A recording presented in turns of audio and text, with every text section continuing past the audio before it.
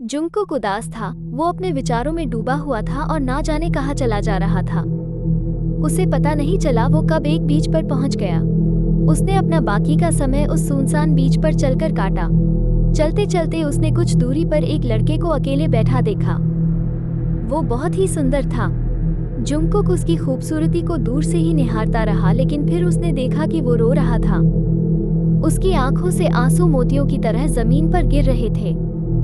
Jungkook उस अनजान लड़के के पास जाने ही वाला था कि उसका फोन बजने लगा।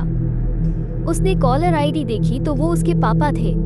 इससे पहले कि वो कॉल उठा, पता कॉल कट गई। जुंगकुक ने उस लड़के की ओर देखा तो वहां कोई नहीं था, वो जा चुका था। जुंगकुक ने गहरी सांस ली और चल पड़ा उस जगह जिसे वो घर कहता है। अब ये जंगकुक की आदत बन गई थी उस बीच पर जाना। अकेला महसूस करना या जब वो दुखी हो वो बीच पर जाता था। फिलहाल जुंगकुक उसी बीच पर बैठा हुआ था। ठंडी ठंडी हवा चल रही थी।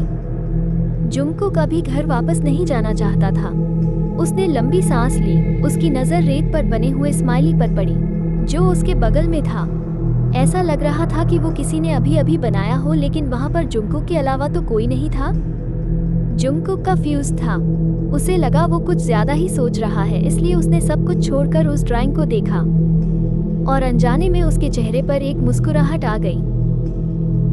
हर बार की तरह जुंगकुक उसी बीच पर बैठा फोन में गेम खेल रहा था।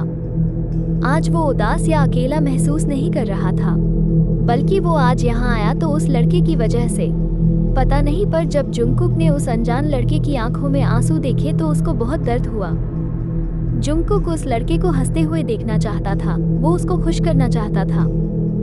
जंगकुक की नज़र उसी जगह पड़ी जहां पिछले हफ्ते वो स्माइली बनी हुई थी, लेकिन उसने ये नहीं सोचा था कि उसे वहां उसी जगह पर स्माइली बैज मिलेगा और उस बैज के बगल में लिखा हुआ था, स्माइल। लगता है मैं अपने थॉट्स में इतना बिजी था कि नोटिस नहीं किया कि ये किसने किया, जंगकुक ने अपने मन में कहा। जंगकुक ने इधर उधर देखा। कुछ ही दूरी पर कोई चल रहा था, बट उसका चेहरा नहीं दिख रहा था। लेकिन जब वो इंसान मुड़ा तो उसका फेस विजिबल था। वो वही सेम लड़का था जो जंगकुक ने उस दिन देखा था। वो उसी दिन की तरह अथीरियल लग रहा था। जंगकुक ने उस बैज को उठा लिया और उस लड़के की तरह मुस्कुराते हुए देखा। लेकिन वो था कौन?